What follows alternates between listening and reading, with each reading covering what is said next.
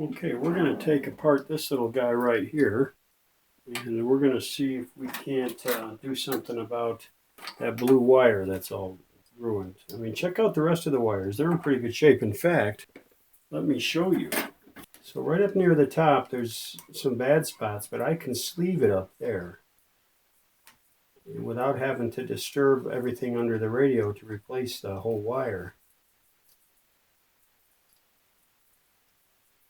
So these are actually pretty darn flexible.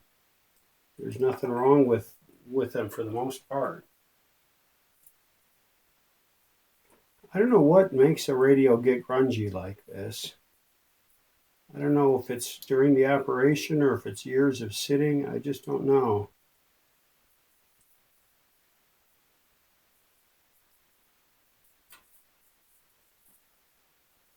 Okay, so what I want to do is I want to get this little cap off of here. Now, about half of the time that I remove these, they get broken. So just so you know, don't be terribly surprised if I break it. They're just fragile. What you have to do is you have to get up underneath it and lift it out of there. And it's really a pain. And I usually use these little dental picks. And I pull, but they almost, see this one cracked. Doggone it.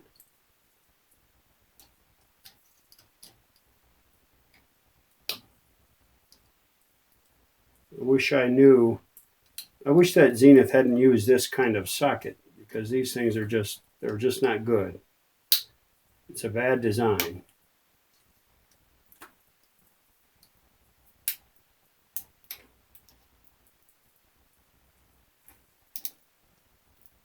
And the only thing I found that ever really works is, and it doesn't always work, is just work it side by side, back and forth.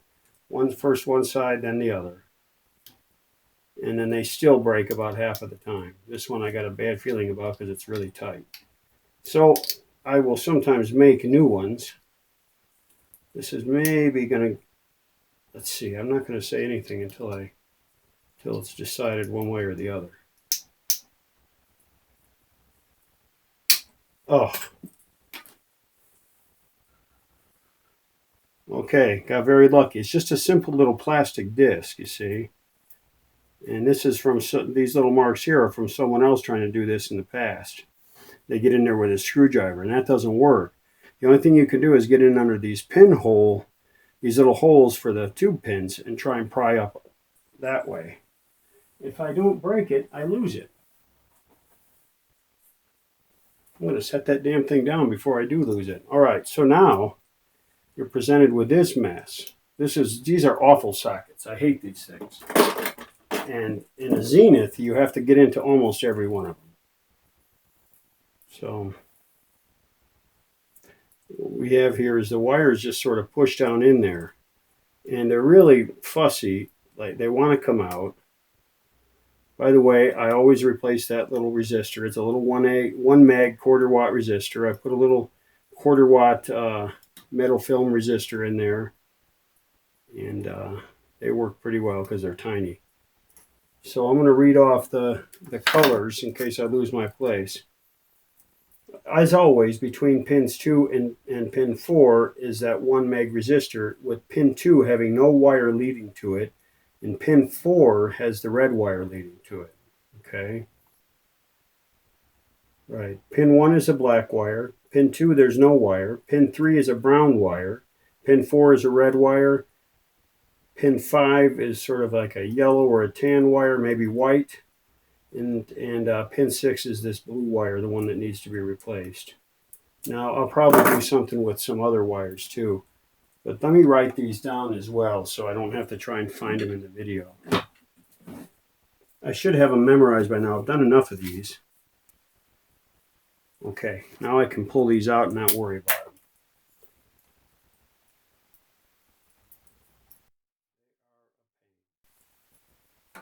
See, that's how they look. You have two big pin sockets right here, and then 4 smaller ones. And number 6 is the one that's bad, the blue one.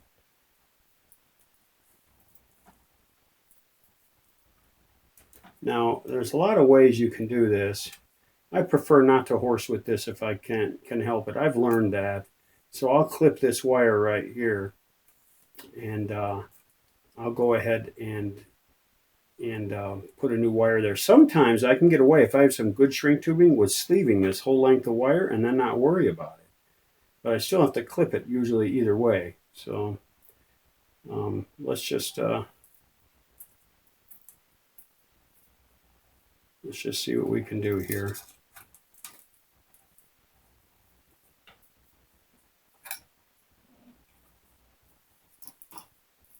These little green things are original, and they're like little twist ties. I don't know where I set the other one, but I'll have to find it because I like to put them back on. These right here, they're just little, basically little paper twist ties. I've been thinking about this, and I think the right approach is to run a new wire, splice it right about up here, and then not have to mess with this here. If I try to splice it inside the socket, then I'm going to have stiff solder, and it's going to be hard to work with. So if I splice it down here, that should make it easier. So let me look at doing that.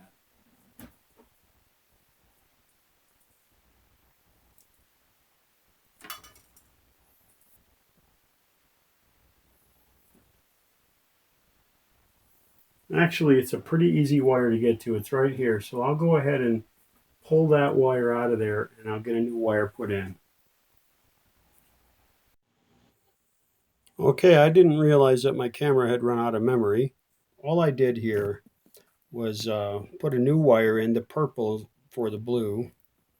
Okay, so I pulled that cap out of there, and that's a real bugger. You have to get a hook underneath the holes for the pins, and you pull that little disc out of there a little at a time on one side, then on the other side, back and forth till it comes out, and about half the time they break. But anyway, once you get that out of there, then all of the little sockets will slip right out. And take note of which ones are which, because you will get confused if you don't. And so I replaced the blue wire with that purple one, and then I sleeved the black one because that was the only other one that was cracking, and it was cracking right up at the top. And it just so happens that those are both heater wires. So maybe that's relevant. Anyway, the rest of the wires are in really good shape, and I cleaned them and set them all up back into the little harness there, and it's ready to go. So I wish I had gotten it all recorded. I talked for about 15 or 20 minutes as I did this job. I also soldered the little 1 meg ohm resistor from pins 2 to 4 on this guy. So you have to do that. Those are always bad. Okay, if you remember right, this wheel here was put on backwards. So I'm going to go ahead before I do anything and take this wheel off of here and then get ready to put it back on later. Not quite sure why the wheel was put on that way, but perhaps I just didn't know, but this is how it's supposed to go.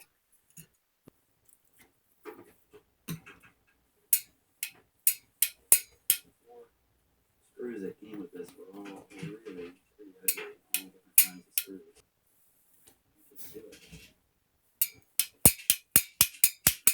It's always this bearing or this bushing at the end that's tight. I don't know why that is. But these will be tight until you clean and lubricate that thing.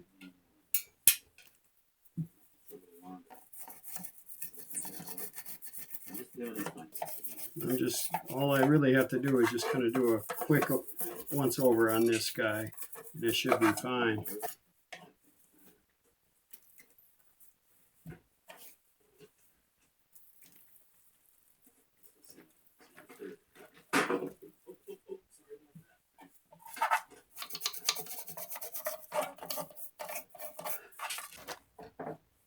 We'll go ahead and mount this wheel on the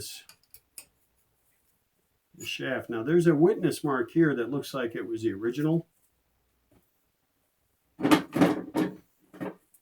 Because if I mounted this the way they had it, there's no way that would have gotten there unless this was riding up against the frame. So that witness mark looks original to me. And I'm going to go ahead and mount this on that spot. And if you don't know what I mean by witness mark, let me point it out to you. A witness mark is basically that little mark that's left over from when the set screw was screwed down tightly on it. The set screws, if you ever looked at the end of a set screw, is sort of concave on the end, so that there's like a sharp circle that pushes into whatever the set screw is screwing down onto. See, if you look at that set screw, you can kind of see that's concave right there, and there's sort of an edge there that digs into the shaft just a little bit.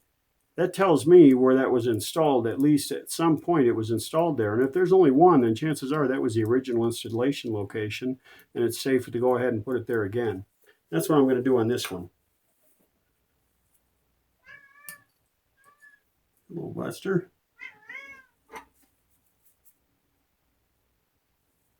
If that's not the right location, well, of course I can always move it. Sometimes a witness mark, if you turn the screw real gently, you'll kind of feel it, and that's where it'll want to be. And that's what's happened with this one. Perfect. You know the drill, guys. I probably won't even show most of this in the video because you've seen it so many times.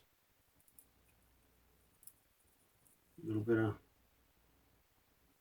lube down in there. You try not to get it on the contact fingers. Usually the contact fingers are situated so you don't have to worry about it, but in this case I kind of do.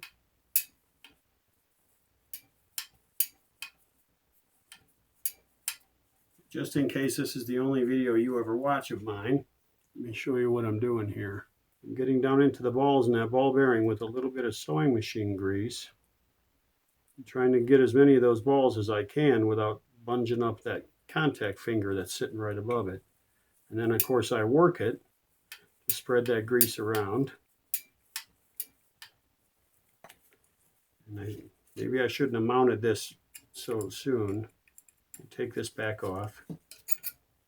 And then I want to put a little bit, I want to pack some grease a la car wheel bearing style down in this opening here. See, the bearing is accessible through this little gap right here. So I want to pack grease down in there by forcing it down with my finger. Oops, a little too much grease.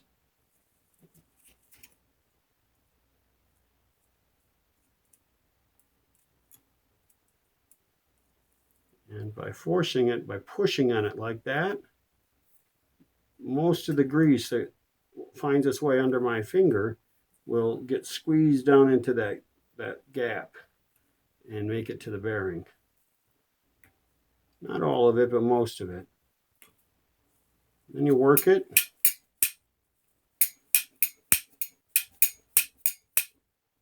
Okay. The alternative is to put oil in there, but the problem is oil dries too early on. And with ball bearings, grease is the right lubricant. And you wipe off the excess, and there really isn't as much excess as you would think. See, most of it got into that bearing. So what I was using before, those of you that watch my videos know this, I use sewing machine grease. Now there's always somebody who sends me a comment after I say this, oh, that's the wrong stuff, and for various reasons. Everybody's got a reason. But you know what? I've been using this on sewing machines and on other small machines and on radios for a long time, and I've never had a single problem. This is a lubricant meant for a slow-moving, light-duty small machine, which pretty well describes this tuning condenser. So there you go.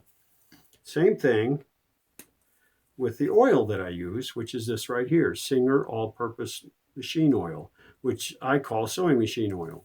This you buy at any sewing store. They sell it for use in, sewing machines, and it works in radio tuning condensers extremely well. So you take a drop of oil, you get it on your screwdriver, and you go down and you touch that little bushing or that little bearing on the end, the one that gets stiff. Okay.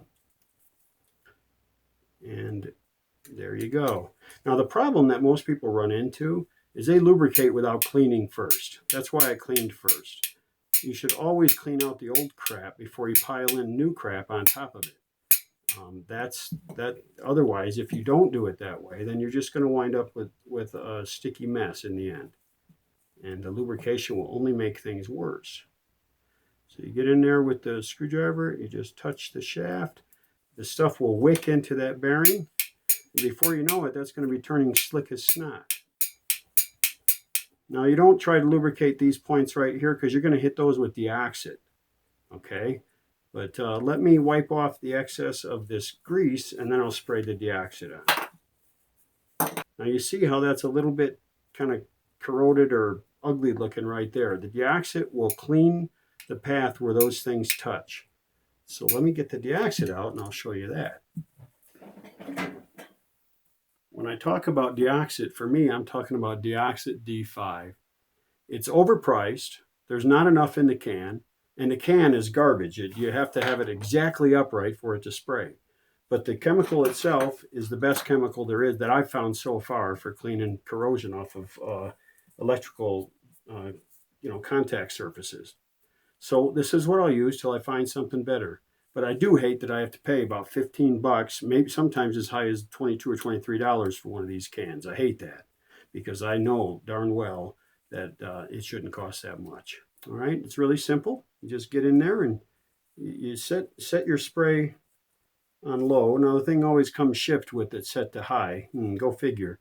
Set it on low and you just get it wet with deoxit. Okay, get all the contact fingers wet. See that? How it won't spray very well. Then you got to put it on medium or high for it to spray. The cans are garbage. And you know they know that. But they're going to stay garbage because nobody ever complains. There you go. You spray the deoxit on there, and then you work it. You work it. Try not to bang it too much. I'm trying not to. You work it, because it's the friction of the two contact surfaces coming together with the deoxit that cleans it off, okay? So this will kind of dissolve corrosion. You can kind of see it happening there. All right, you work it, you get that corrosion to start dissolving. You give it another little blast to kind of flush out stuff that you've cleaned, and then you work it some more. Don't worry about if the deoxit gets down in the bearing that you just lubricated. It won't hurt anything. The deoxit will dry. Deoxit has a solvent in it that dries away, and the deoxit itself won't hurt it. Okay, one last little flush. Okay, and then we just leave her sit and we let it dry. Although it's all wet today, tomorrow will be dry as a bone.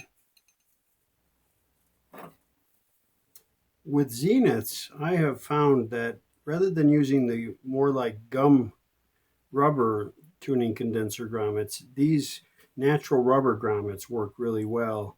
I forget the size. If I can find the size, I'll put it in the notes. But anyway, they're just nice little. They're just perfectly sized. They fit into the chassis really well, and the little shouldered bushing fits them perfectly. Sometimes when they're too big, then this thing will squish it down, and it creates a point that cuts into the new bushing or the new grommet. Well, these don't do that. So I've just found that with Zeniths and a couple other radios of different brands I've found this works with. So I keep a stash of these nice grommets sitting around. Okay, take this last one, just go ahead and work it in there. Just get it started. You don't even have to spit on these things. They go in there pretty well on their own. Okay, there it is. Okay. Now that tuning condenser will nestle right down onto those and fit perfectly. These actually go in from this side here. And the fender washer goes on from below. Now, these guys, all these different things have to go through their holes. It's a little bit tricky. This guy here, this big T-shaped thing, goes through this hole. And you want to be careful about what's underneath because, there's band switch and everything else under there. These two signal posts go through their holes. And then these guys here go through theirs. The small holes are for the braided ground straps, and the larger holes are for these signal posts. Okay, you can see that those legs go in these bushings here. The braided ground strap with the T on the end goes through this big hole on this side, and that's really all there is on this side, okay? On this side, you see you've got those two signal posts going through the bigger holes and the two braided ground straps going through the smaller ones, okay? And then just push it home. There we go. Now, the idea is to get up from underneath and put the rest of that hardware on before this thing decides to leap up out of those holes. The first step is to get the fender washers onto these two posts that are on one end, and then put that T-shaped ground strap on there. And that ground strap you see has like star washer sort of built into it. Now that I have the two on that end started, they're still loose, but they're started. I can go ahead and raise this end up, and I need to drop the fender washer on. Okay, and I've got to drop the little star washer on there. Okay. All right, so I've got the three screws started. There's one under this T here, one under the T here, and one here. Okay, now I can go ahead and tighten these down. I think I'm good. I've got all the ground straps peeking up through the holes, and the signal posts are peeking up through the holes. So I don't think there's any reason to not tighten these. Now this last one over here, you'll see that this little twin padding capacitor sits on top of it. You still want to tighten that screw underneath, and I'll show you the way what you do then. So you get this good and tight. Not, don't wrench on it, just tighten it. I'm going to put this padder on top of that post, that stud there, and then I'm going to do the same thing again. I'm going to go ahead and put a nut on it, and so this side over here actually has two nuts on it. One of them to hold the tuning condenser on, and the other one to hold the padder onto the tuning condenser stud. This one does require a star washer. Okay, so you put the nut onto the awl like so. Okay, I'll see if I can show this to you now. You drop that down.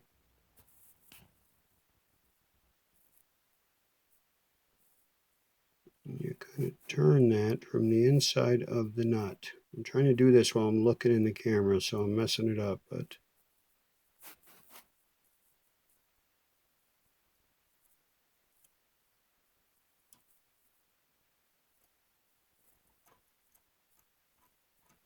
see how that's turning it?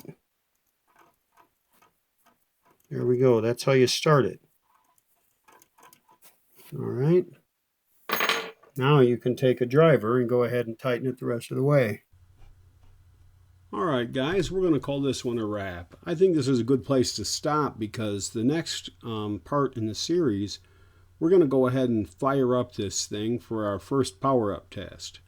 That would be a little bit long to add to the end of this video, so I think this is a good place to stop. I don't want to torture you too long. And we've gotten through pretty much most of the grunt work, and we're going to hit the rest of it in the next part, and then we'll be on to putting this thing back together. So, on a late Friday night, I'm going to shut down things. This is from your Western Outpost in Salt Lake City. This is Michael, and that's all for now.